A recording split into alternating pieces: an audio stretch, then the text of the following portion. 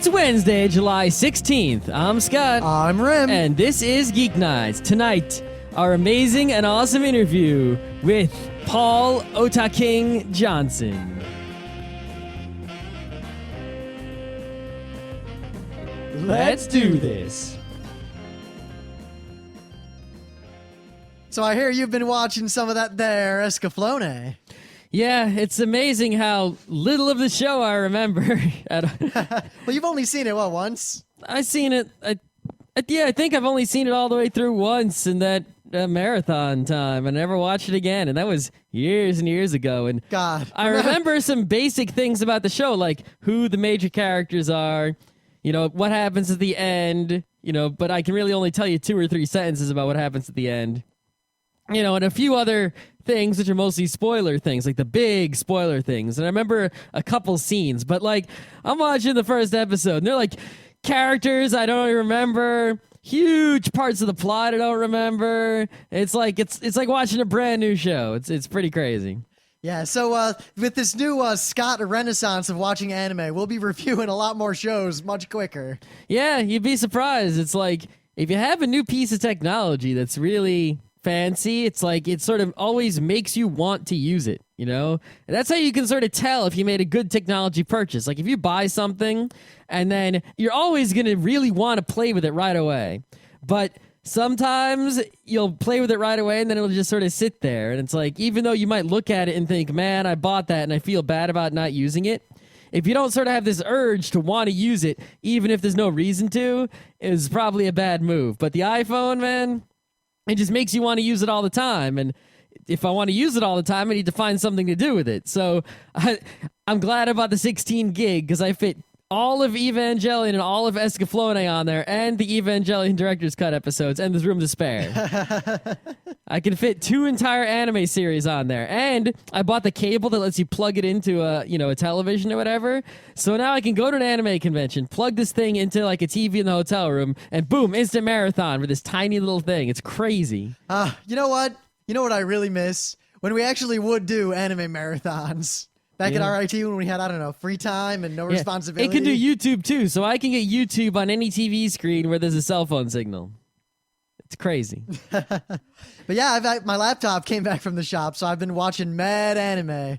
I'm finally watching that. Oh, but you have to like switch DVDs out.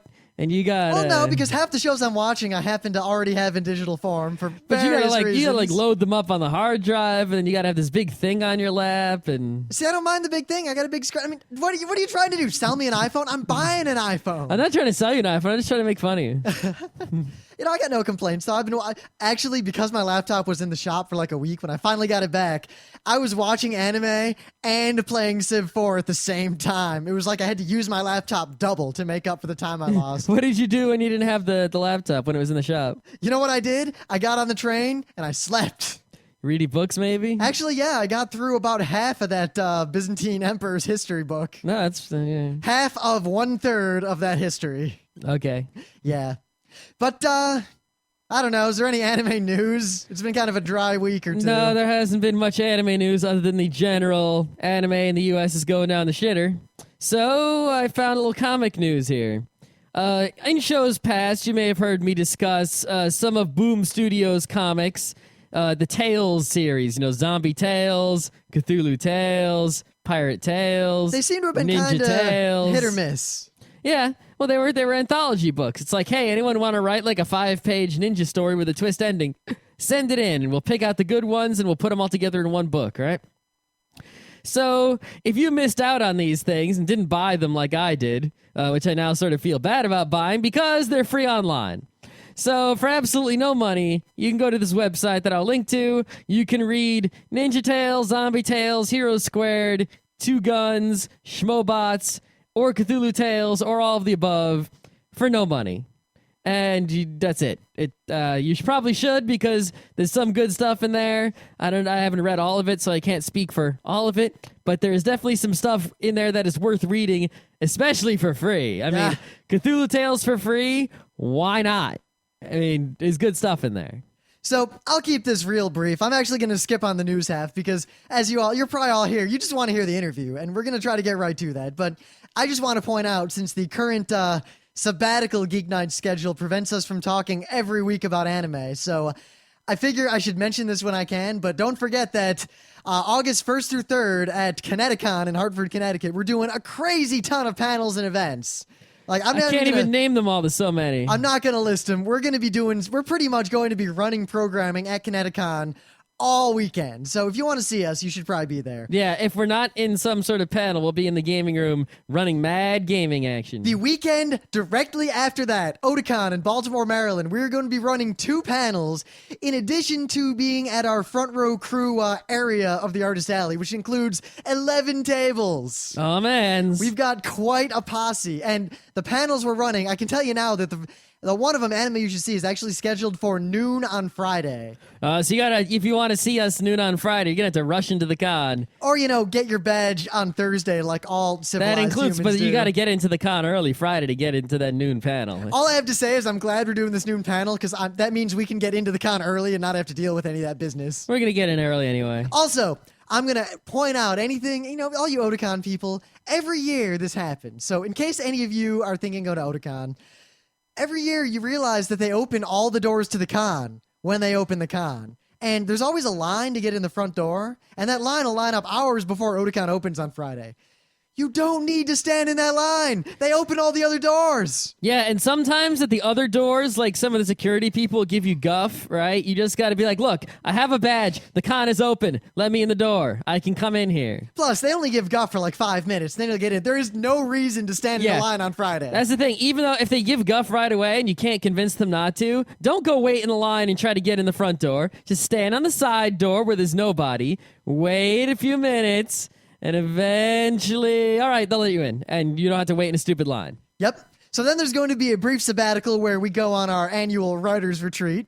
And then over Labor Day weekend, we're going to be at the Penny Arcade Expo where we're going to be doing yet another panel. And then in September, in fact, let me pull up the date here because it's a little ways off. But yeah, September 27th in the Javits Center, New York City at the New York Anime Festival, we're going to be doing 4 panels. And let me tell you, one of these panels... Is September what? 27th. Okay. These are some pretty epic panels we're going to be running. The New York Anime Festival is always fun, at least for one day. Yeah, that Pennsylvania thing we may or may not do is on September 6th and 7th, the week after. Good God. So we're basically going to be going to I don't know. cons. Do you want to do that? Yes. You do? But at the same time, I don't know if I can. We'll come back from PAX Monday, go to a convention Saturday and Sunday That's crazy. in Pennsylvania. Plus, there's that. Oh, I don't even know what we're going to do. Yeah. At least the New York Comic Con is a ways off, and Katsucon is a ways off. Though, for anyone who's excited about Katsucon, 1, we've already got a large list of panels ready for Katsucon. But 2, the staff is conducting their hotel walkthroughs because, as you know, Katsucon has moved to Crystal City. Well, back to Crystal City from where it was last year and the Which year is not before. in Washington, D.C.? Yes, but like I said. But at the same time, it is not its own city, Scott. It is in Virginia, right next to Washington, D.C. It's a city. It's Crystal City. It's a place. No, it's called not Crystal a city. Crystal City is a mall. Anyway, Katsucon is going to be pretty rocking, and the staff's doing their walkthrough to figure out how to set everything up now that Katsucon's kind of gotten big. yeah, it's a medium to large con. I mean, it's not Otakon big, but it's not, Kineticon small. Plus, Kineticon is an awesome anime con, but at the same time, Kineticon's like tabletop gaming content is better than most tabletop gaming cons by itself. I think that's just because of the high quality of the game room staff. Which this year will include actually a good portion of the gaming side of the front row crew. Maybe like 2 or 3 people. Actually, it might be up to 4 or 5 now. Oh, man. But they'll all be running demos of all the games all weekend. It'll be Burning awesome. Wheel, board games. Yep. Awesomeness. But Katsucon is the same way with old school arcade games. The classic gaming room at Katsucon is so great. It is top notch. But anyway, we're going to move right along with this because I'm sure you're all excited to hear this interview.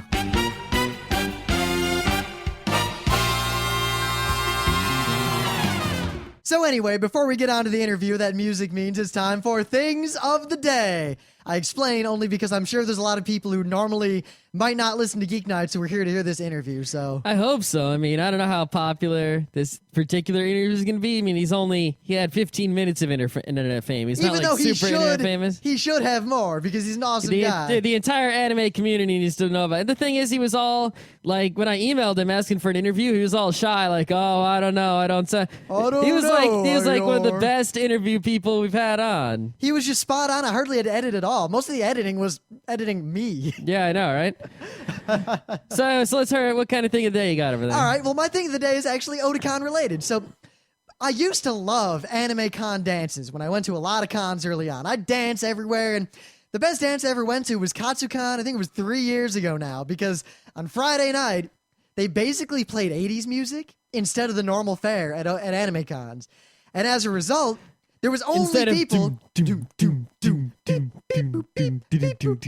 So there was nothing but people my age, our age, dancing to the music we remember from our childhood, and it was totally awesome and non-smelly and just great. But the thing is, in general, Katsucon tends to have some of the best con dances because they, instead of just playing, like, I mean, there are a lot of different kinds of electronic music, and you can like or not like all the different kinds, but when every anime con degenerates into the most minimalist, boring techno in the world, it's so just and there's nothing else there. Well, I think part of it is, the acoustics of the room. You can't hear the other parts. The crowd of smelly people, the glow sticks. Well, see, that's the other thing. The whole thing going on just doesn't work. But not every con has that culture. Not every con. The only thing I've ever had bad to say about Otaking is that their rave is terrible if you actually like dancing or music. Yeah, I mean, has nothing to do with the DJ selection. It has nothing to do. Granted, it has nothing to do with the Otaking themselves. At the same time, I don't want to disparage the DJs, but a lot of people have been telling me that they mostly draw DJs from kind of the DJ scene in the Baltimore, D.C. area. And the kind of music at Otaking apparently is very representative of the club scene down there. All right.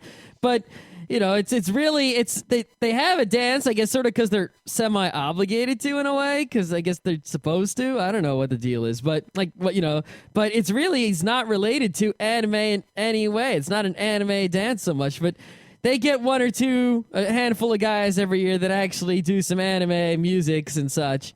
And that's where the action is, really. But even then, it's really hard to find out when, and there's usually not that much. I mean, and it's really crowded and smelly, even if, you get good dancing going on. Well, the thing is, if you really want a good con dance, I'm going to tell you, you want to go to Katsucon. They have some of the best con dances out there.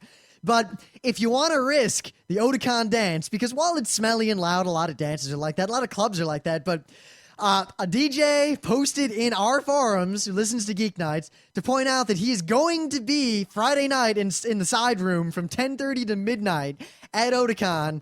He is not going to be playing the standard kind of DC Baltimore Otaking fare. He's going to be playing danceable anime music and just kind of awesome stuff. All right. So mad props to that guy. I will tell you this. I will be there. Oh, you will? I will. See, even if he was the most awesome anime DJ in the world, I would still send him all the props that I have available in my prop basket. But at the same time, there's nothing that's going to get me to go into the crowded, smelly room. See, the thing is, I really like dancing, and the only reason I don't go... Do I not really like dancing? I do dance at Katsucon. Well, I didn't last year because we did like 10 panels and the I late shows was and ill. everything. You were ill, and I was wrecked. But every other Katsucon, I always spend a lot of time at the rave because I like that sort of thing. But Otaking's been missing it for me for the last 5 years. Yeah, and it's it's just the crowd and the smell, which is not the fault of... I guess it's someone's fault. Honestly, but I don't know who. For me, it's the music and the fact that most of the people there aren't actually dancing. They're kind of standing in a big circle. Well, that's part of the crowd. Well, the thing is, I feel like you can direct the crowd with the music. Yeah, partially. That's the idea. I think you can. Also, you have to have ringers like we used to when we ran the club dances at RIT, who, if people form a circle, you have ringers that are in the DJ's pocket who go in dancing and bust the circle up. Yeah, that's good too. Yeah, but Friday night, side room, 10:30 to midnight. Check this guy out, and I will be there dancing. Don't let us down, dude. Mm-hmm. So, do you have anything? Oh, right. Yeah, thing of the day. So, if you had to pick a top 5 newspaper strip cartoonists of all time. Calvin and Hobbes. There you go. You're done. You're done. Bloom Okay. County. No. So, Bill Watterson, right? What is Bill Watterson known for besides Calvin and Hobbes? Being a recluse. But what else? Being a hermit. What are the comics? Calvin and Hobbes, the sequel. You think he just woke up one day and it was boom, Calvin and Hobbes? He never drew anything else in his life? You know what? I'll admit that I know almost nothing about him. Yeah. Well, guess what? I found a website. It is something whatever, but at the top of the website it says Rare Bill Watterson Art. You see, while a student at Ohio's Kenyon College, he drew cartoons for the school newspaper and the yearbook. And they're on this website. And in 81, he was a political cartoonist. So when we weren't even born yet. Right. And some of these cartoons are here. His 2 political art cartoons he drew at the Cincinnati Post in 1980. And his a nicely painted sketch was drawn and painted in the early 86, which was Calvin and Hobbes related. So, yeah, there's a whole bunch of rare and sort of you're not going to see it anywhere else Calvin and Hobbes art on a website, so you can easily see it. Which is exactly how it's supposed to be. That is pretty awesome, because you know that feeling where there's like an amount of a certain kind of media. Like imagine if you saw like something that wasn't Calvin and Hobbes, right? Like on a table at a comic show, and it said Bill Watterson on it. It'd be like, holy shit. What's that? But here it is on a website, and there's a lot of it, so holy shit times a bunch. All right, so without further ado, the moment you've been waiting for, here is the interview we conducted with the Otaking. Yes, Paul Otaking Johnson. So this was recorded before the show, so this isn't live like the rest of this. So, yeah, because it's so live with our recorded podcast. Well, live in that, we record live. We don't really edit. We just kind of throw it up. Yeah, we recorded it on Saturday, but right now I'm speaking on Wednesday. Yes. So enjoy this interview. Follow up in the forums. If you have any follow-up questions, post them in the forum. I know that our forums are awesome, by the way, and you should probably join them. And we'll try to get some follow-up answers because the guy's totally awesome. I'm also putting a link to a BitTorrent of his documentary. Yes, if you have not I'm seen seeding, so the Otaking's fan sub documentary, I highly, highly recommend it. All right, so tonight we have with us the famous, or perhaps infamous now, Paul Johnson, the Otaking, creator of the fan sub documentary. How you doing, Paul? I'm not doing too bad. How are you doing? We're doing pretty great over here.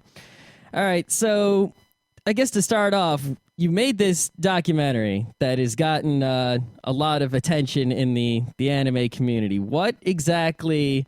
was there some sort of spark that really sort of created your intention to do this? Like one fan sub that just went too far. What was the moment when you said, I must do this?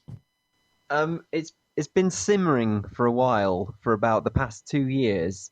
But a couple of months ago, I went downstairs and my housemate was watching Sayonara Zetsubo Sensei. And the subs were so bad. Oh my shit, the subs were bad. And they're actually the ones that I used on the video. Yeah, I saw them in there. Yeah. Yeah, the ones that basically just fill the entire screen and you can't see a single thing. And I was like, oh, that's it. I'm either going to explode or I'm going to have to just spend ages and make a documentary. Well, it's not really a documentary, is it? It's a rant. It's just a rant. Well, but I mean, it is, technically speaking, it is, a film in documentary form. So, and it has a leg up on a lot of rants in that you actually cited sources and provided examples. Yeah, it's kind of like a Michael Moore piece, but with a kind of little bit of research in there, maybe. I did cite I did cite some sources. Yeah, I did. That was one thing that really struck me about the video, and I guess what makes it so good is that you really only have like maybe 5 points to make, and they're all really good points and really solid, but you just show so many examples over and over again to hammer down every single point. And I scream the points louder and louder as I go along, sounding more and more insane as I go. So, yeah, I don't think a lot of people like that. I mean, it had the narrator select scene at the start, and I think most people would have picked Starscream if they could. I also would have said Starscream was a good choice, but Hagar is no slouch. Oh, no, the mayor, he'd have done a good job. No, so you, speaking of that, select screen at the beginning and also the thing at the end, those are, you made those, right? Yeah, I'm an amateur animator. I don't get paid for it. I mean, I make all my work from freelance translation, but in my free time, I do some animation and some drawing and whatnot. And you can see a lot of my artwork online. Yeah, that animation isn't bad. I mean, that's pretty good stuff there for not getting paid for it. You know, like, Yeah. I mean, it took a long while, but I figured that, if you're going to do something, you may as well put in a bit of effort, and hopefully it'll get people's attention more if they think, well, he's actually put a bit of effort into it.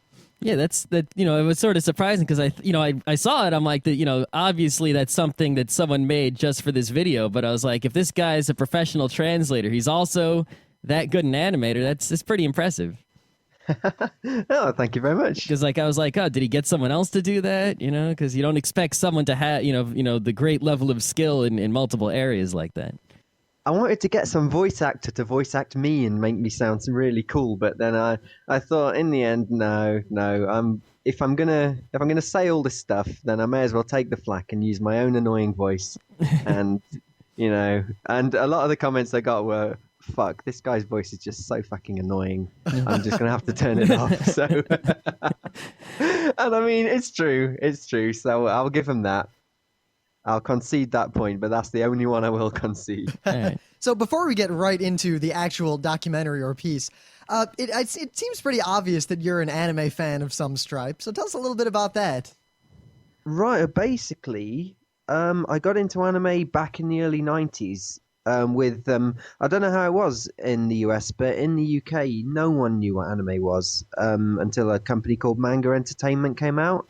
And they started bringing anime over, and they started with Akira, which was, well, a pretty good start, really, if you think about it.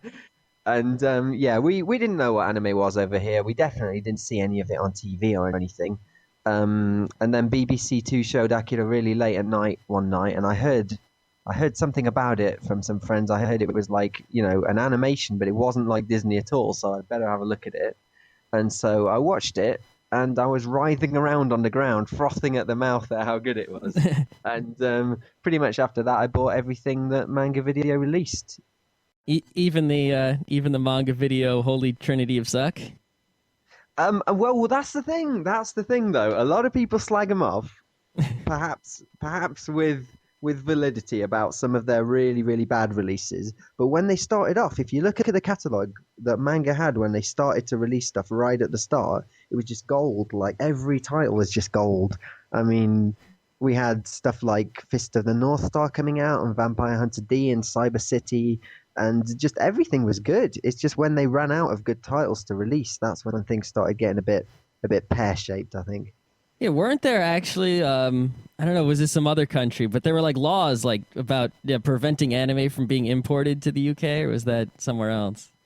I'm not sure about that. I haven't heard anything about that. There were a lot of movements in the UK in newspapers and whatnot when Urotsuki Doji came out. I was about to bring that up. Oh yeah. It's all just animated porn, and there's tentacles everywhere, and if you watch this, you're going to hell. But they ignored stuff like Ghibli stuff like My Neighbor Totoro and stuff like that. It's just journalism, I guess. Yeah, we also had manga video in the U.S., but we also around the 90s we had that stuff and some other stuff like from Viz and such was on Sci-Fi Channel. So that's how a lot of of course. Yeah, it took us a lot longer to actually. Well, I think to my knowledge, it took us a lot longer to actually get some of the stuff on TV and get it out there a bit more. But I remember watching Fist of the North Star, the movie, and I just couldn't believe that I was actually seeing blood in what I thought was a cartoon. And the art was amazing. And I mean, it's not every day you're going to get to see a guy walking through a skyscraper and breaking it in half with his head. This stuff was fucking cool, was what I thought at the time. Yeah, well, I mean, that's how they advertised anime at first. Like, when we would watch the Sci-Fi Channel in those days, they'd be like, anime, it's totally violent and hardcore and whatever. But, that's, then we learned later that that's not really all that anime is about. That's not all it is, no. But they do it incredibly well, though. They sure do. So, what anime are you watching lately that you're a big fan of? Right. The thing is, there's I've got a DeviantArt site as well. I know it's not especially you're going to have to use that cool filter here. I can't think of anything to say. I know DeviantArt isn't exactly held up as like the holy grail of amazing art sites where all the artists are, but I've got some pieces on there about how I hate modern anime artwork and how compared to the 80s and 90s, anime art has just got so bad. And you just don't notice until you see examples side by side. And so basically, a lot of modern anime hurts my eyes so bad I just can't watch it. But there's got to be a couple of things that are worthwhile. I agree with you for the most part. Is like, I download episode 1 of like every fan sub, even if it's a bad moe show, just to see what it is. And 90% of them are absolutely dreadful, but there's still some good ones out there. It's the grey that I don't get. I mean, anime used to have colour, and now everything's just grey. And that just really pisses me off. The first thing you learn in art school is that if you've got a skin tone and you want to add some shading to it, you don't just add black to it because that makes it look grey. I mean, you have to add like some yellow ochre in and some like alizarin crimson and all the various other colours. You don't just add black. But that's what anime does now because it's all done on Photoshop or whatever. You just select an area, add a bit of black, and there's your shading. And it just looks totally different in style to how it used to when they used to actually use color and mix palettes together. And it's a real shame, I think. But I mean, yeah, I do watch some modern anime. I mean, the Zetsubo Sensei subtitles that I showed were really bad, but some people did say to me, that they're the worst ones we've ever seen. And if you watch some better ones, like these ones here, you might enjoy it. And so my housemate is forcing me to watch it at the moment, and it is pretty funny. With decent subs, it is pretty funny, I think. I mean, yeah, not every, while I do think the vast majority of subtitles I see show at least some of the characteristics that you, put down in your video, that there is still some subtitlers out there that are pretty good. Like, especially the ones that are subtitling older shows. Oh, Anime Classic, yeah, I've got respect for them. A lot of respect. They just seem, you watch it and it's just like you're watching an early 90s fan sub. I mean, the font is just yellow and easy to read, and there's no karaoke bullshit at the top of the screen, and there's no names of the translators filling the screen like more important than the people who actually made the show or anything. I mean, I'm watching like all whoever, I don't know who's doing it because I don't really pay attention to who the fan subbers are, but I'm watching like all the Galaxy Express 39 TV episodes, whoever's doing those, and they're doing a perfectly normal job. Yeah, I really want to see that actually, but there's so much of it that I've put it off. There's Legend of the Galactic Heroes as well. My other housemate, who's just gone to work for Nintendo, he was downloading and watching that before he left. But there's hundreds of episodes, and I just don't know when. Just I can Habsburgs start. killing each other in space. I know, yeah, it's meant to be incredible. Have you seen it then? I've seen a little bit, and our friend Scott Johnson keeps trying to push onto us. He's got like this 26 gigabyte collection of all of it, and he's about halfway through. Yeah. And I want to, but. Okay. But yeah, that's meant to be great, so I really want to have a look at that. Yeah, I am going to start watching more anime soon now that I've got the iPhone, because I can just convert videos to the iPhone format and then watch them, around. So that's going to be good. Right, okay. Yeah. So if you're not watching, super new anime for the reasons you brought up, what was the last good anime? Or like what were some of the shows that you did like up until things started to change? Well, actually, I did watch Black Lagoon and I did like it. And I mean, that's new. I did quite like. It's by Madhouse, and Madhouse are a sticky subject with me. And I mean, a lot of my favorite shows in the 90s were by Madhouse: Cyber City, Ninja Scroll, Monster City, all that kind of stuff. And they were known for their artwork. I mean, they were artwork gods. Madhouse were. But now it's just you compare their artwork now to how they used to look, and it's just terrible. But I remember that Black Lagoon actually looked pretty good. For modern anime, it looked pretty good, and the story was quite good, so I did enjoy that. Yeah, I think at Madhouse, it seems to me like they have multiple teams, and some of the teams are good and some of the teams are bad, because, it's like the same company will, do Paprika, but then they'll also do, a lot of other stuff, like, some crap moe show that's like, this is also Madhouse? Yeah. How can this be? But yeah, mainly it is the artwork that stops me. Well, obviously it's the fan subs, but if the fan subs aren't an option and, I'm actually watching proper DVD subtitles, then I'm still having trouble with modern anime because the artwork is just not detailed enough. And yet it still costs as much to buy a DVD with a few episodes on as it would have done back in the day, except you used to get incredible artwork and animation and story, and now you might get good story and animation, but you're just not going to get any detail. And so you're getting less for your money, I think, is the trouble. Yeah. Well, in the U.S., actually, the official legal anime industry is sort of on a downturn. Companies are going out. ADV, the long like king of anime in the U.S. is sort of having big trouble. But so lately, what's happening is a lot of more shows are being released in like these really budget slim packs where you'll get, a whole bunch of discs in like, just the box, and it's like $40 for a whole show. Is that happening over there too?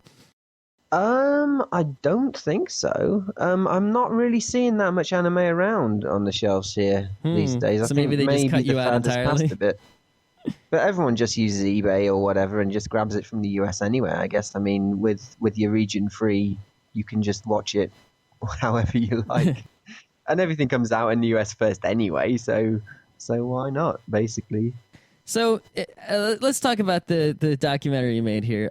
It really feels to me like the argument that you're presenting, that the anime fan subs we have now are pretty bad. It feels like an extension of the old dub and sub debate. And like back in the day, we would argue, you have to stick with subtitles instead of dubs because subtitles are they're more like the original experience the Japanese people had. And now they're keeping it real, yeah. And now it seems like, in an attempt to keep it more real, the subtitles go off the hook.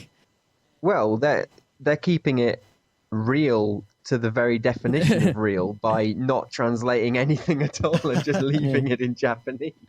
Yeah, but I mean, if to take the argument that you make to the extreme, then shouldn't we just do dubs, because then we'll even be closer to the Japanese experience because of hearing instead of reading the dialogue. Right, that's an interesting one actually. I was talking to my friend Ben, who's another translator. I'm quite jealous of him. He's had some much better projects than I have in the gaming world. But what he was saying was that if they were done like really, really, really well, like incredibly well, then dubs would be preferable to subs, because anime is an animated medium, and to read subs, even if you're a fast reader like I am, you have to take your eyes off the screen for maybe half a second. And so dubs, theoretically, are the best way to go if they were done right. But I mean, as I'm sure you've noticed, living in America, dubs are just shit. It's the trouble. Well, there's some good ones bad. out there. There's like one. Yeah, there's like maybe 5 to 10 good dubs I've seen. I'm curious. Are there any dubs that you've seen that actually were good that you would remember? Well, yeah. When I say dubs are shit, I mean modern dubs, like stuff on TV like Beyblade and Beyblade's Oh god, that show's not even good, so it's not much of a loss. Beyblade makes me laugh so much. But no. Some of the streamlined dubs I remember were very, very good indeed. And Fist of the North Star, I love the Japanese Fist of the North Star. But I remember Manga released the streamlined dub of it, and the voice acting was fantastic. Obviously the problem is that they actually changed the story and they took out all of the science and all of the things behind it. So people's heads were exploding for no reason in the dub, whereas in the Japanese one, he was saying like, "Oh, I've hit you in these several pressure points, and it means that your body's going to contort and explode in 3 seconds." But in the English one, people just blew up, which I thought was cool. So that was all right. But yeah, in terms of dub, it was actually really, really good. And a lot of Manga's early dubs were fantastic as well. I mean, Cyber City, it's just filled with swearing, which is exactly... You listen to the Japanese one, and I mean, these are hardened criminals. These are hardened criminals who have been in jail, and they've been given, a chance to get out by capturing criminals themselves. And so, obviously, in the dub, they just swear all the time because they've been in prison, and they're just going to be swearing their heads off. But in Japanese, the trouble is you can't really do swearing that well. And that's another thing that I mean by keeping it to the Japanese, you're missing out on a lot of the things that English can offer, like in insults especially. English has such a richer range of insults than Japanese ever will have. And just by writing chikusho or shimata, which is what everybody says when anything goes wrong in Japanese, you're just missing out. You're missing out. Really are, I think. Well, that is one criticism people often bring up about a lot of those older dubs, is that they just threw in lots of swearing to fit in with that marketing of, these are hardcore, these are violent, these are bad, that's why you should watch them. So, being a translator yourself, you're saying that the kind of swearing that was going on was actually sort of appropriate to the original? When it wasn't, that was a problem, that everything had swearing in it. But with Cyber City, it really, really did fit the mood. And I mean, if you've got some hardcore show where, like, you got some yakuza shooting each other, then you're going to want some fucking and whatnot in there, definitely, I would say. But it wasn't that bad, though. I mean, there wasn't any swearing at all in Fist of the North Star and 3x3 Eyes and that kind of thing, I don't think. Nothing really hardcore, more than shit, though, I don't think.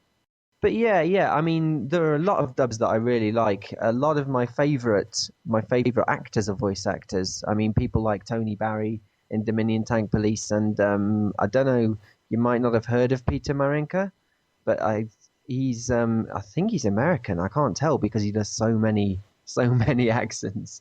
But he's been in a lot of manga dubs at the start. Doomed Megalopolis, did you see that? Yes.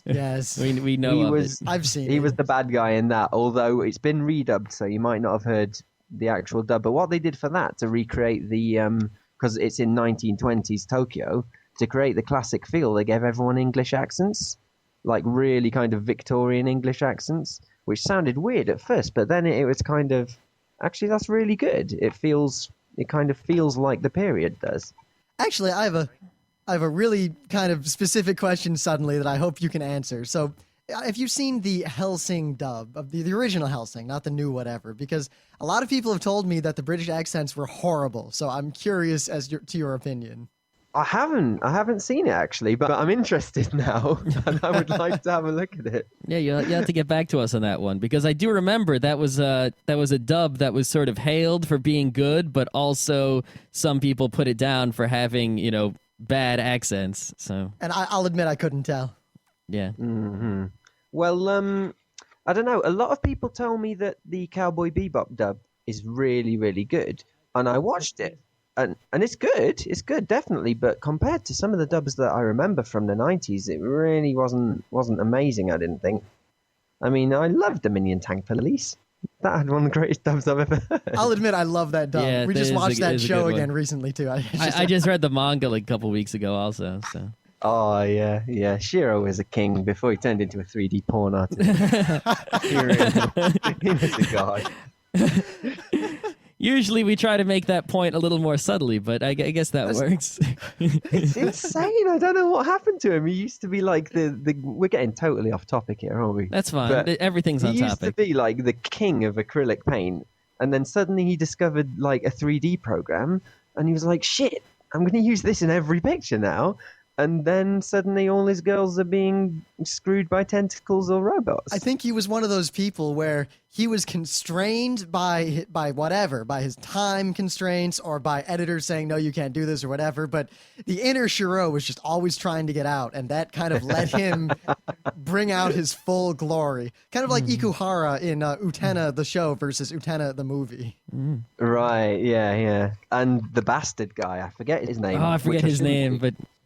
He's one of the greatest artists I've ever seen, but apparently, I hear from my friends, he had a nervous breakdown and just started drawing cocks in every single time.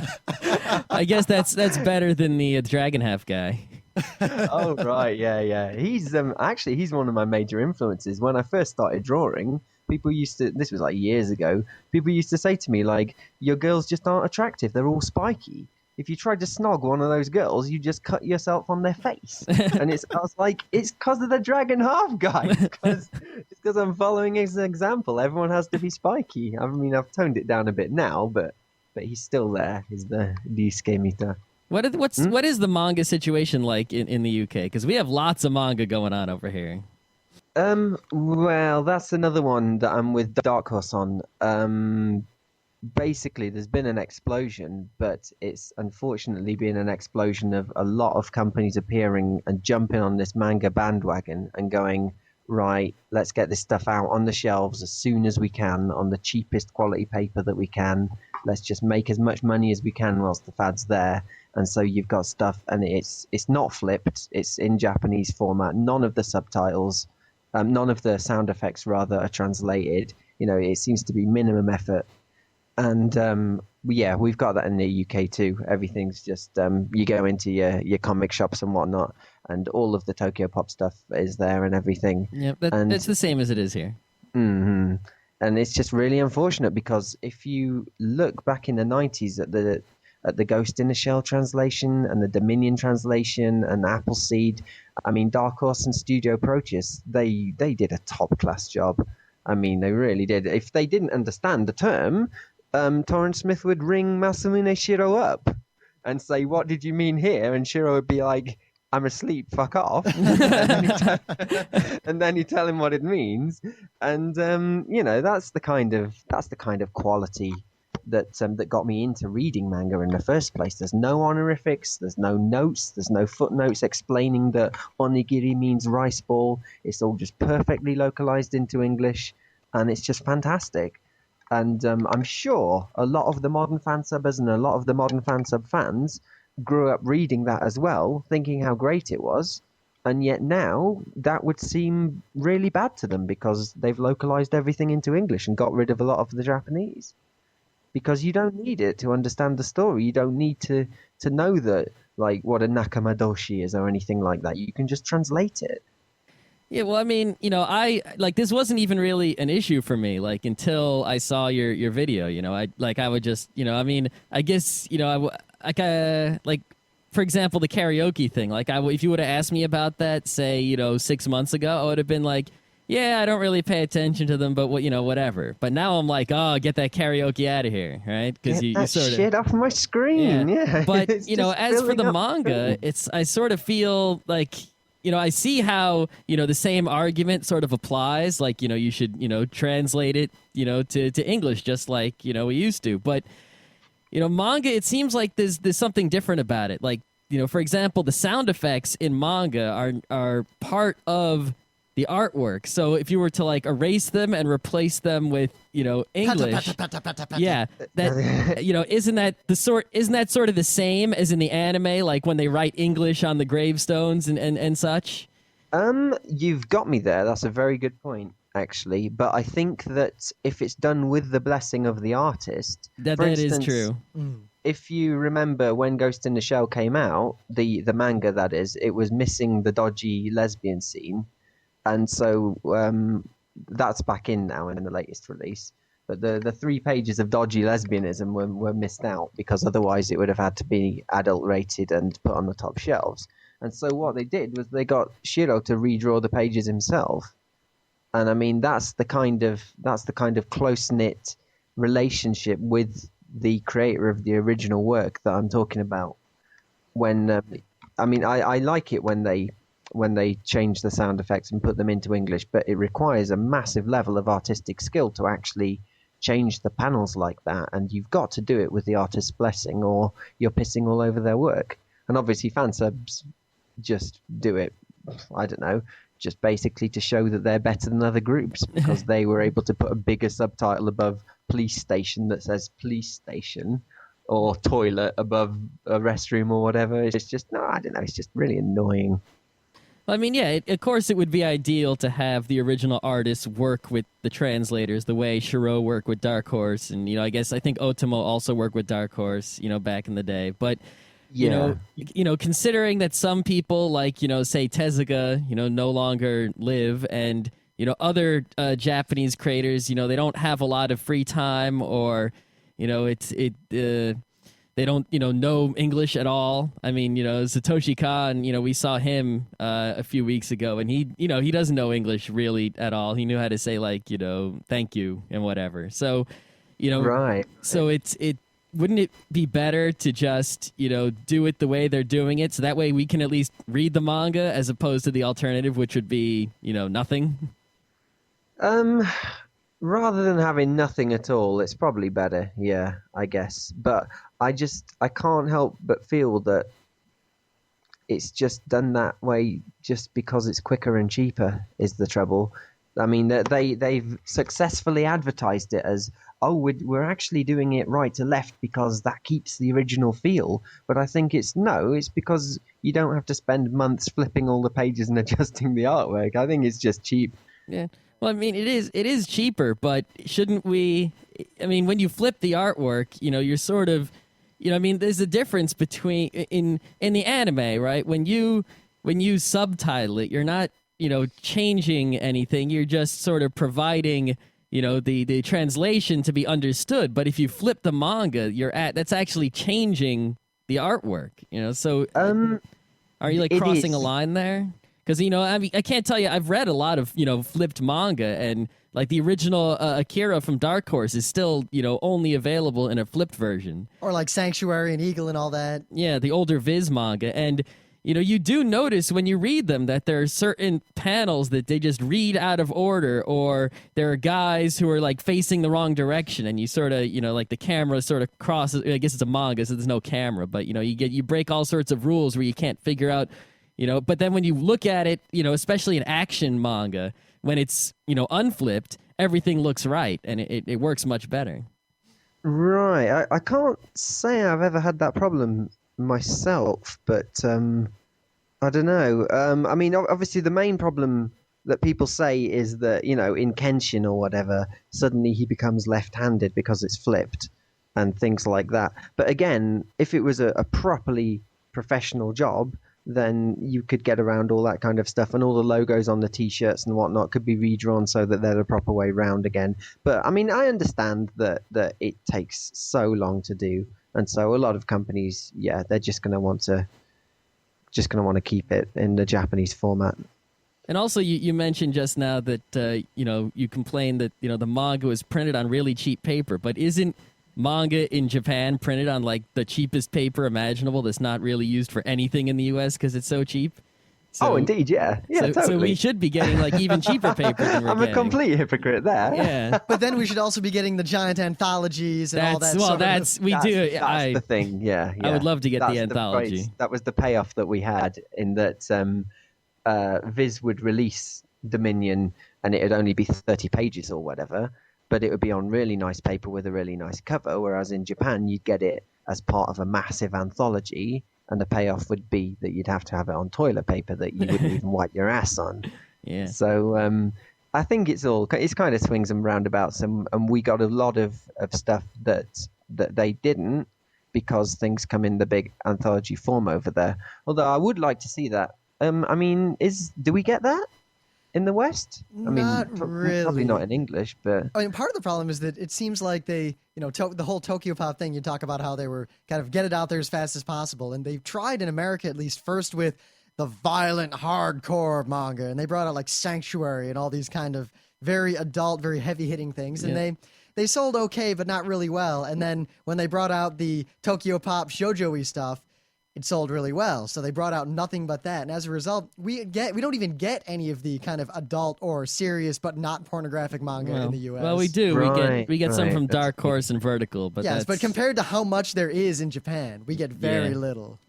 Indeed, yeah. I mean, that is a shame. That's a problem. I don't think that all of Bastard is out still. I had to look that up because I do know some of it at least is out. I had to go check. Yeah.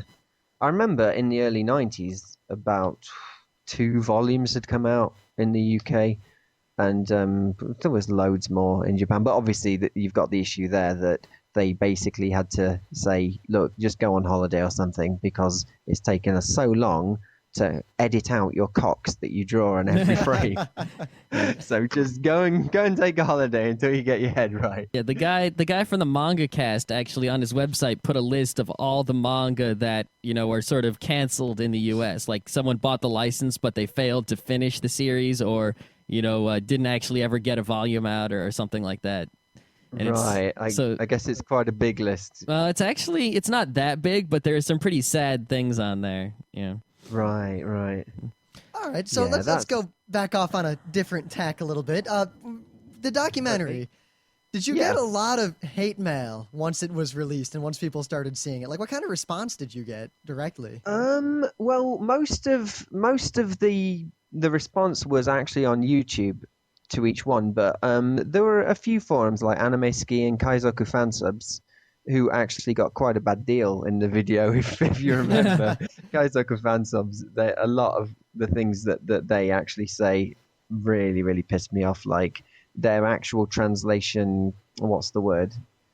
Oh, when you showed in your video their official statement about this is how Their we official do it. statement. Yeah, yeah, indeed. Their official statement on like, oh, mikan doesn't just mean tangerine. It's got like all these special connotations with money and wealth in Japanese. And so to translate it as tangerine, we can't do that because it's missing out all these special bullshit. It just means tangerine. It's just that one character that one character like put some kind of I don't know, meaning of money onto it or something and suddenly oh, I don't know. And Nakama as well. Nakama is the worst one of all. You just translate it differently each time. It's not a special word in Japanese. It's only a special word in One Piece because of the way that particular author uses it.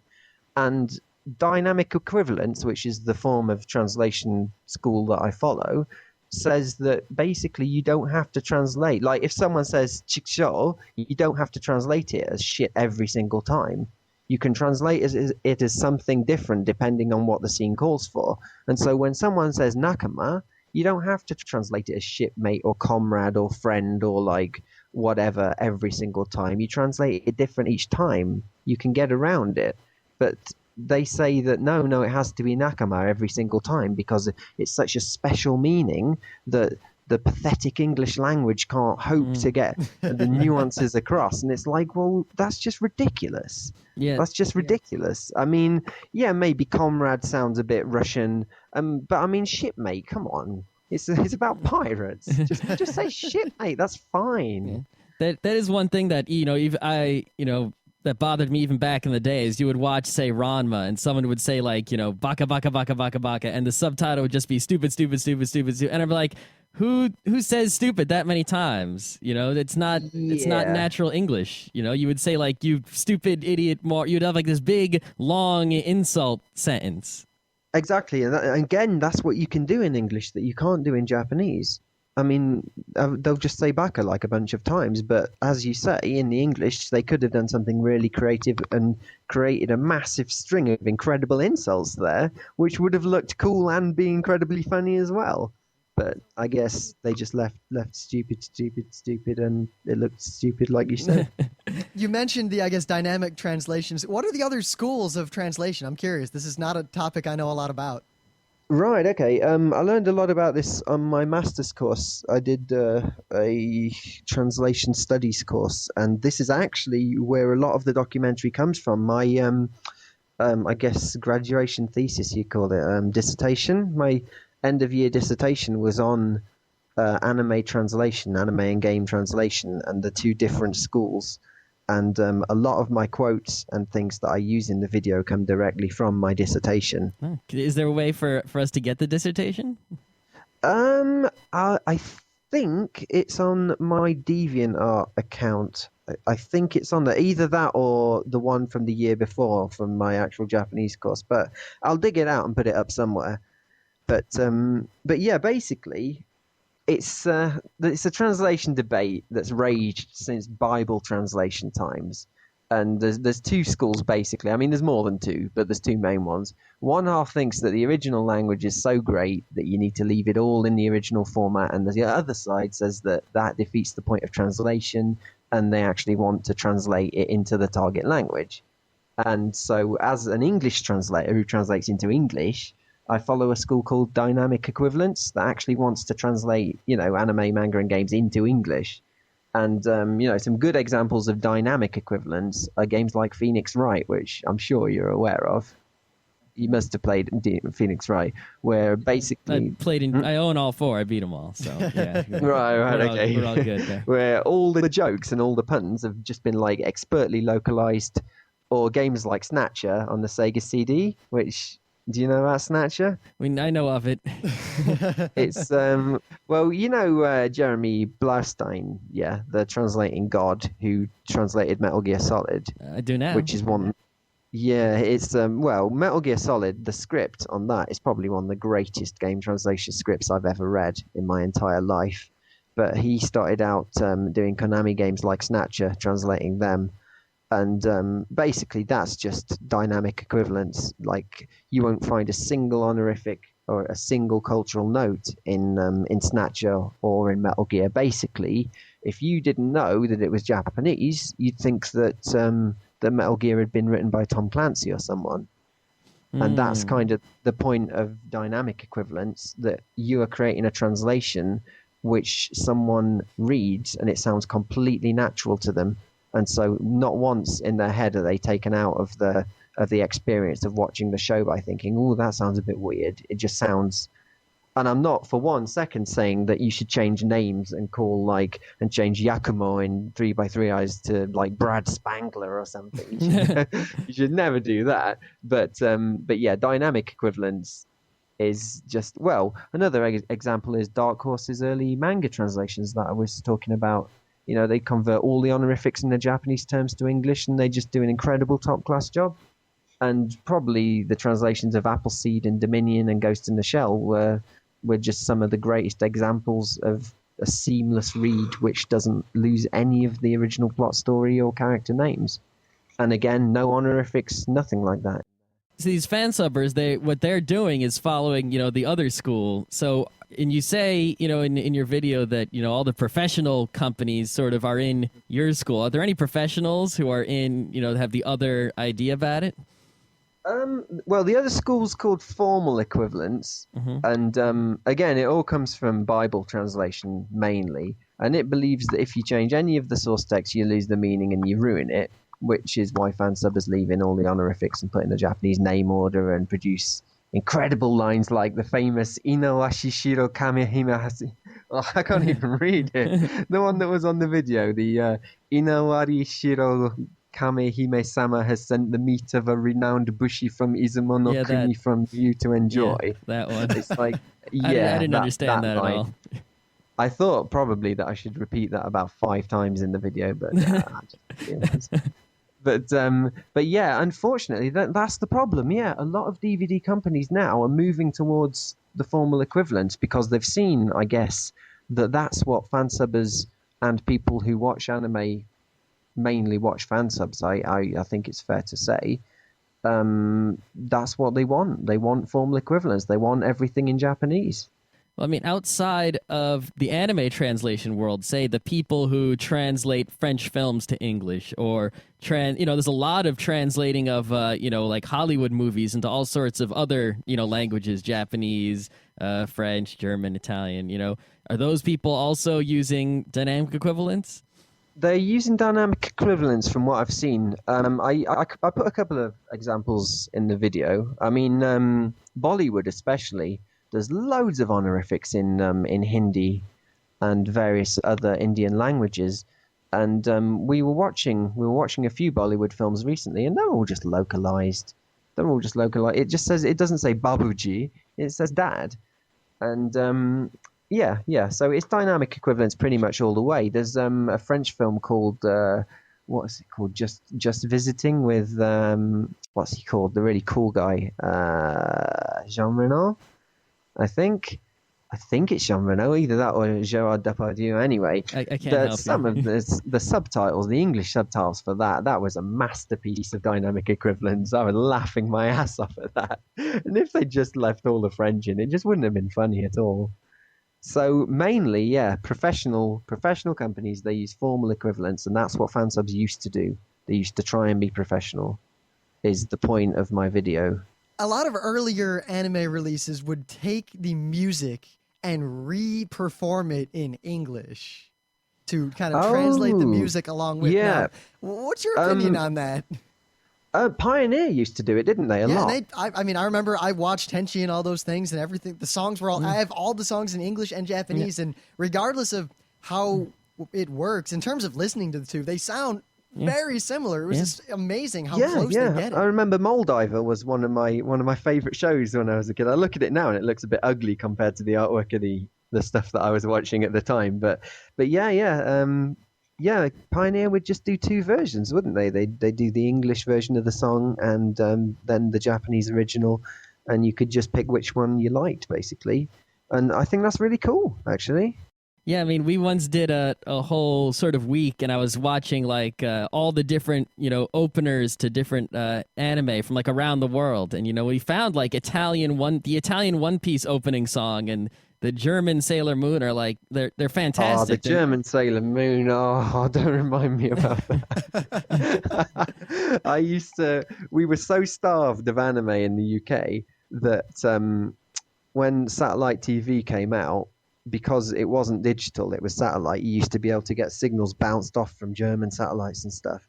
And I found that if I finally tuned it in the morning, then at about 7 a.m. every Saturday, I used to be able to get Sailor Moon in German. And that opening sequence, that German opening song, it's still in my head now. I can't get rid of it. And they used it for every series. They never changed the opening. They always just used that same one. But yeah. It's pretty interesting. That's something that I found on YouTube and thought was pretty cool. You would, basically had drilled into your head for decades earlier. I learned a little bit of German from. I can't speak any German at all, but I learned what is it? Schönigen Sie bitte. From watching Sailor Moon so many times, and ich bin Sailor Moon in das what was it? In den Namen des Mondes werde ich dich bestrafen, and like that. And I've still not seen it in Japanese. Sadly, I being also starved for anime when it was difficult to get a lot of it. I ended up watching all of Sailor Moon. I got Japanese fan subs by I think V-Kill, who did, now that I think back, incredibly professional fan subs. Well, really? That was the old mail your VHS tape away. Yes, days. I literally said I bought these VHS tapes, and the dude sent me the VHS tapes back from his SVHS masters of his he genlocked his own translation. Yeah, of course. A lot of my stuff was like that at the time. But the dual song thing, I always like it when they do that. I think it shows. I mean, if the English version is any good, and they generally were with Pioneer, I mean, they certainly knew their music. But I've been watching, my favourite Gundam series is Gundam 0083, Stardust Memory. And we watched that the other day. And when I had picked myself up off the floor because the artwork's so fucking insane, you can notice that actually that's got a number of different versions of the songs on it as well. So the openings are in Japanese, but on the drama, on the soundtrack CD, you can get them in English as well, and sung by the same singer in pretty good English, but the lyrics are completely different, and they're actually really, really good. So, how about very specifically Dominion Tank Police? Because they pretty much redid all the music for the English dub, and they didn't even redo it as in taking the Japanese song and just kind of doing it in English. They completely redid it and just made up all new music. And at least with the original Tank Police opening song, Hot Dance and Cherry Moon was kind of this generic pop song that they throw in. And then I really like the American opener, just Tank Police. Feel the power. I know what you mean. Got. This is a weird one with me, like the Street Fighter movie and the redub of all the music that they did with that. I've got a friend over the road, probably the biggest Macross fan in the whole of England, called Rick Newman, and he to this day refuses to watch the manga version of the Street Fighter 2 animated movie because the music isn't right. But Macross is another one. In Robotech they redid all the music, right? Yeah. But I mean, at least that was Robotech, and if you know that you're not watching Macross, so you can just watch Macross and hear all the proper music, although it is very confusing. But yeah, he feels the same way about Dominion as well. And the trouble is, I grew up with the American version of Dominion, and I just love the music. I think it fits it really, really well.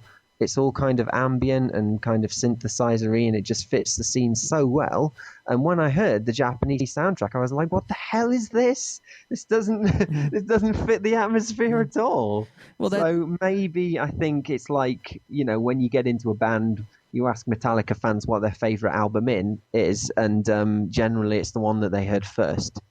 So I think whichever you hear first, you probably like best. Yeah. It's the same with Cyber City. If you've seen that manga video, completely redid the music with some hardcore metal and thrash, and it's just incredible. And then you watch the Japanese one, and it's all just kind of really kind of tinkly pop, and it doesn't fit the atmosphere for me at all. Even though that's the original music, and that's probably what should be on there as well. Well, doesn't that sometimes make it hard to judge, like which is better, because you're really influenced by what you've gotten used to, or, in some way. So how do we, what would be the proper way to say which one is more correct or more better if you're not influenced by just what you're used to or what you happen to have a personal attachment to? I reckon the best way is just to watch both of them loads. I mean, the Street Fighter animated movie is so incredible that you can just watch it. I mean, I must have watched it like 40 times. So I've watched the English dub with the American music about 20 times, and I've watched the Japanese one about 20 times. And it gets to a point where you just love them both. I mean, the final fight song where they're fighting Vega in the Japanese one, the song to that is just incredible. But it's kind of incredible in a pop way. And you watch the American one, and they're fighting him and it's guitars thrashing away, and it just sounds incredibly actiony. So, and I mean, you got the famous scene with Chun-Li and Balrog where he comes down to kick her ass. And obviously in the Japanese one, that's just some really kind of subdued music in the background. So it kind of feels a bit like a ballet. You've got violence and really soft music, which was obviously their intent. And then in the American music, you've got, again, some hardcore metal playing, which looks amazing again. So they both work. So I reckon the only way to do it is to just watch them both loads, and eventually you get to appreciate both, I think. You obviously can translate Japanese. Are there any, and not German, but are there any other, languages you translate? Various English dialects into other English dialects. We've got a lot of different regional accents. I remember that in school, the first time I met a Scottish guy, and I couldn't understand the word he was saying. And after about 5 days, I was like, I understand this now. But no, Japanese to English, that's it. I can't do the other way. The other way around is impossible. Because people think that if you can translate from Japanese to English, then you can meet a Japanese person on the street and just strike up a conversation in Japanese, but it's totally not true. About all I can say is, my name is Paul Johnson, and that's about it, really. And then maybe quote, Omae wa mou shindeiru, or you're already dead from Fist of the North Star at them, and hope they see the funny side of it. So some people would point this out, and we've noticed this before, but at least in America, you're saying, oh, my voice, whatever, but in America, there's this kind of subconscious perception that whenever someone has an English or a British accent of any kind, it always sounds more literate and more like, it's weird, but it affects us in this way. So I would like, could you do for me what you would think would be an American accent? Because I love nothing more than hearing what other people think we sound like. I don't know if I can. There's no way you could offend us, because I'll point out that the only English accents we can do are Monty Python based. Yeah. Well, I could say Metal Gear for you, and that's about it, really. I used to do a really good Liquid Snake impression, but I can only do that after playing the game, and then it dies away. It's pretty good. All right, so yeah, you seem to like Metal Gear. What video game consoles do you have? What are your favorite games? That sort of thing. Well, my head's stuck in the 80s, and I'm an old man, so my favorite is the Mega Drive, or the Genesis over there, I believe. Yep, that's correct.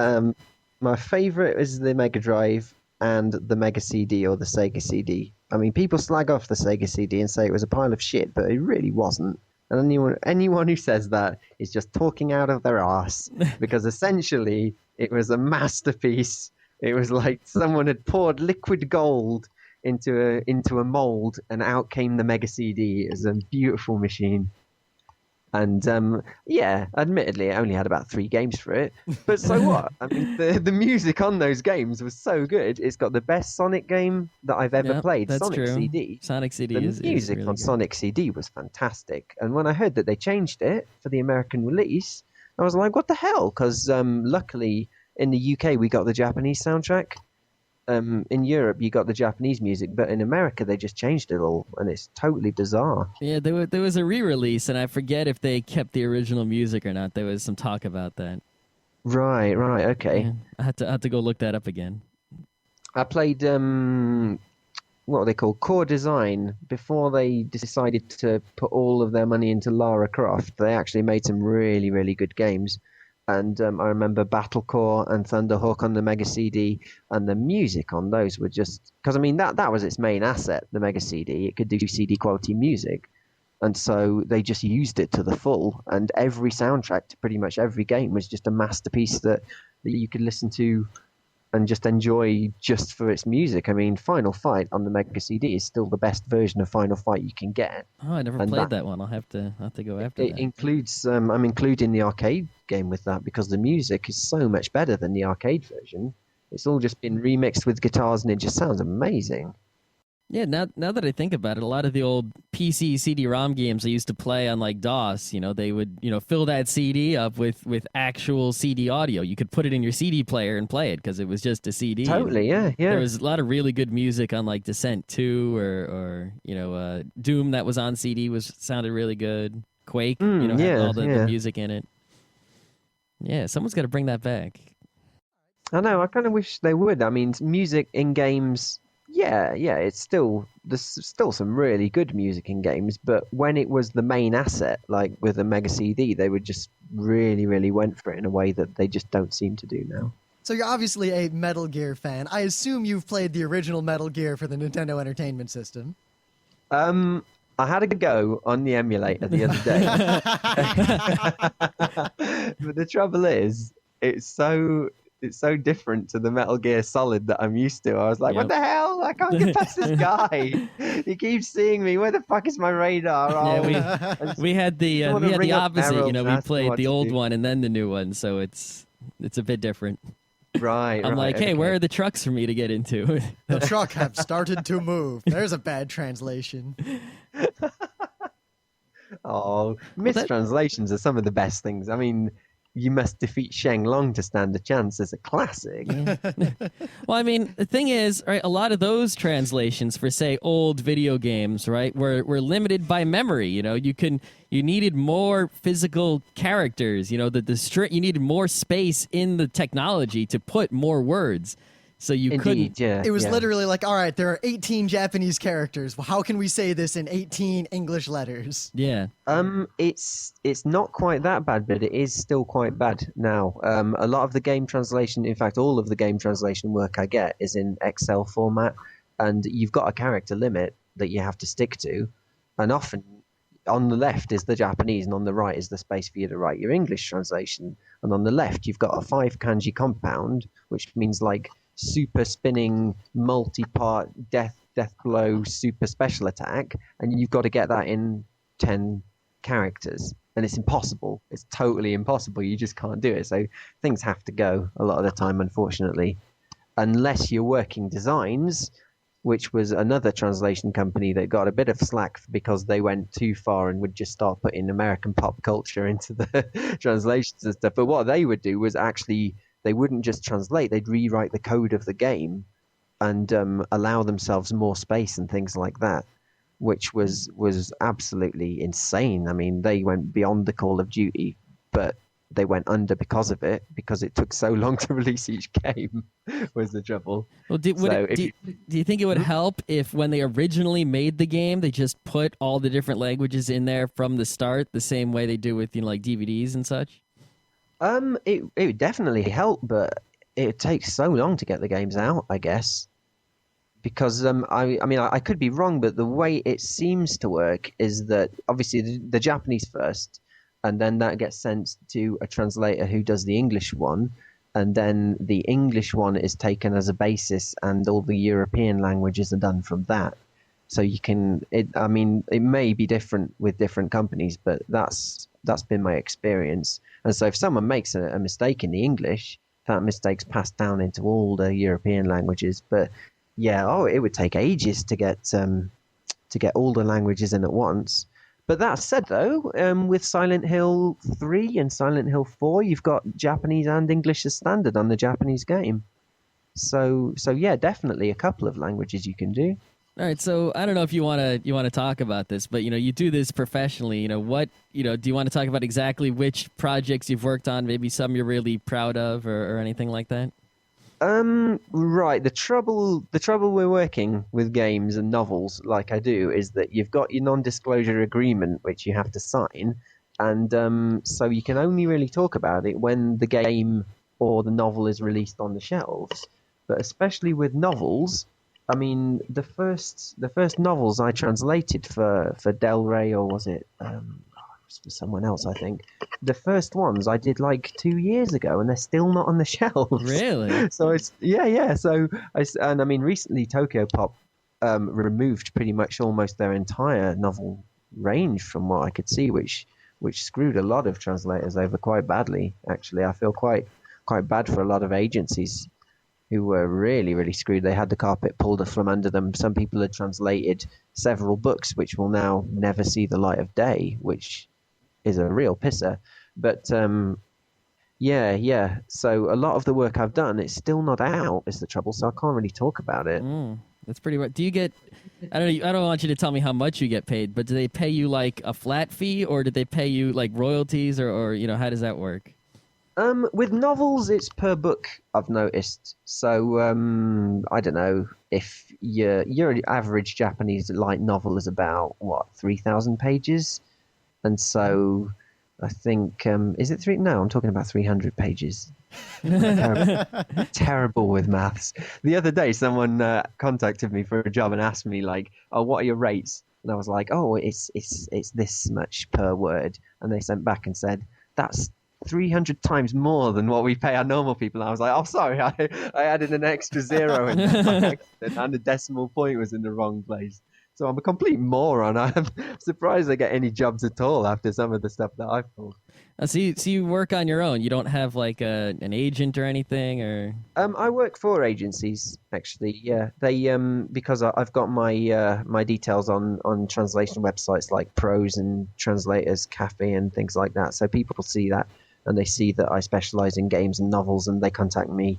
And if you get a good working relationship with a company going, then I mean that's excellent, really. I mean, there's a company called LocalSoft in Spain who are really, really good because they won't just send you the text to translate. They'll send you scans, all the scans you need, all of the glossaries and terminologies. If it's a game for the DS, you'll get a glossary of every single DS part, the names of every component in the DS, so that you can make sure your translation's like spot on perfect. So you get to see some games like before they come out. That must be pretty cool. I don't actually. That's the trouble. This is a lot of the problem with translation is that you'll get the manual, but generally you're just seeing the text, but you're not seeing what's happening on the screen. And so a lot of bad translations stem from that, from the fact that you can see someone saying something, but you don't know what's actually happening, is the trouble. So, I mean, ideally, and people like Jeremy Blaustein and like, the real big names in translation industry, I'm guessing that they are playing the beta test versions of the games as they translate, and that's what you need to do, really. And I know that my friend Ben, for some companies, they actually send him the game as well, which he plays and translates as he goes along. But generally, I'm doing instruction manuals a lot of the time, and so I don't really need to. But Mario games, I've done a few Mario games, and mainly instruction manuals for them. But they're a bit of a bastard because obviously every single character name, apart from Mario and Luigi and Peach, is different in America to Japan. So, what are you working on right now? I'm doing a Doctor Who animation at the moment. Oh, that's pretty cool. I'm doing myself, so it's taking ages and ages, and that's about it really. It's all on my my DeviantArt page, which all the people at Concept Art, all the real artists, will completely slag me off for saying that I've got a DeviantArt page. What's the URL of your DeviantArt page? Let me have a look. Actually, if you just go to Google and put in Paul Otaking Johnson, it's the first thing that comes up. Actually, the documentary might be the first thing that comes up now. And various websites like Otaking is a gigantic faggot and stuff That's like actually that. what I'm looking at right now as I've searched on Google. Really? That is, in fact, the 4th from the top. Indeed, yeah. We don't Wow. even, man. You know, we've been doing this show for years, trying to get some hate, and you get it so instantly. It's not fair. I know, yeah. My 5 seconds of fame. Well, that's the thing, though. A lot of people are like, oh, he's just a gigantic troll. Oh, he's just doing it to get some attention and whatnot. And it's like, not at all. I've had 5 seconds of fame from it. I've had 40,000 views on my video, and then it stopped. And that's all the fame I expect to get. I don't expect my name to be remembered or anything, and I don't expect to change anyone's mind, to be honest. No fan subber is going to change the way they do things because of watching me ranting for half an hour. So, like, I basically did it for myself, I think, really.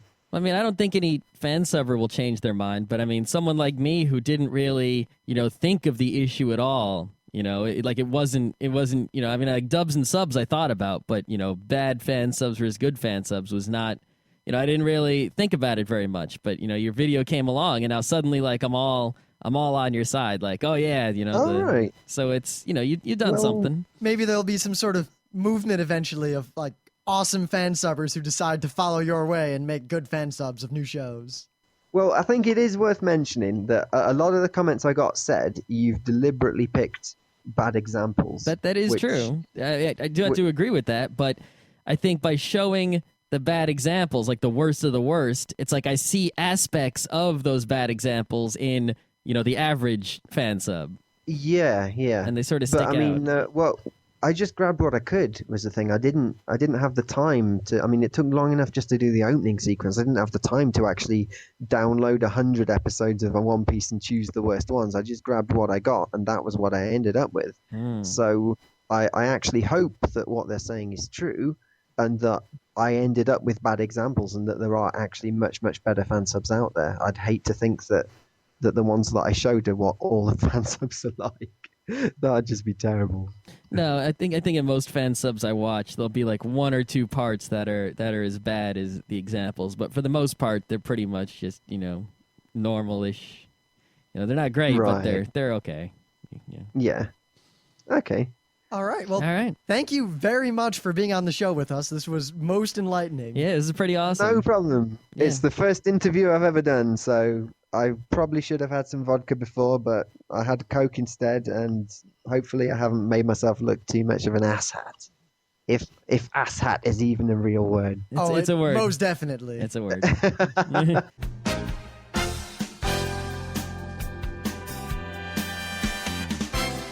This has been Geek Nights with Rim and Scott. Special thanks to DJ Pretzel for the opening music. Be sure to visit our website at www.frontrowcrew.com, where you'll find show notes, links, our awesome forum, a link to our Frapper map, and links to all the RSS feeds. We say feeds plural because Geek Nights airs 4 nights a week, covering 4 different brands of geekery. Mondays are science and technology. Tuesdays, we have video games, board games, and RPGs. Wednesdays are anime, manga, comic nights. And Thursdays are the catch-alls for various rants and tomfoolery. You can send us feedback by email to geeknights@frontrowcrew.com. Or you can send audio feedback via Audio. Just click the link that says Send Me an Audio on the right side of our website. If you like what you hear, you can catch the last 100 episodes in iTunes or in your favorite podcatcher. For the complete archives, visit the website, which has everything. Geeknights is distributed under a Creative Commons Attribution Non-Commercial Share-alike 2.5 license. This means you can do whatever you want with it as long as you give us credit, don't make money, and share it in kind. Geeknights is recorded live with no studio and no audience. But unlike those other late shows, it's actually recorded at night.